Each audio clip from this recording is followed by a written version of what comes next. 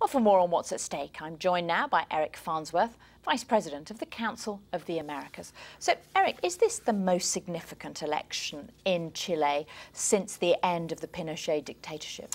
Well, I wouldn't say it's the most significant. The most significant was the one that actually ended the dictatorship, and the one just immediately before this that brought for the first time a conservative president to power, Sebastián Piñera, who will be leaving office, could arguably be called the second most important, because that was the first time a conservative candidate was elected in the post-Pinochet era. However, this is an important election because it really is... Conservatism didn't last very long, well, did it? There were some issues, but President Bachelet left office very popular, and the reason why she didn't run again is because you can't in Chile to immediately succeed yourself. So this is the first opportunity for her to come back. Her term was widely seen as a success, and I think she wants to repeat that.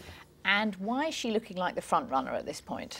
Well, for a couple of reasons. I mean, she, as I say, left office popular. When she was in office, it was a boom time for Chile. China was growing.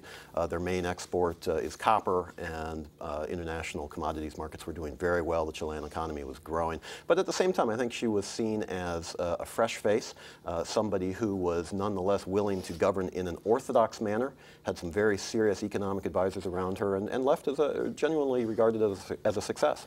But doesn't the hand of history hang over this election, with two of the leading candidates, childhood friends, then separated by that coup?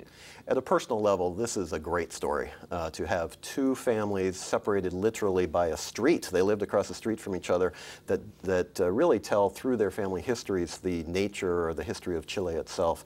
So at that level, I think it's fascinating. But I think in the broader context, you know, this election is not being fought on the legacy of Pinochet. The Chilean people have largely gotten beyond that. Not to say it's not still an important touchstone for them in their history, but this election is being fought on the future. And many of the people who are now in the Bachelet coalition are the younger generation, the folks who have really no memory of the dictatorship.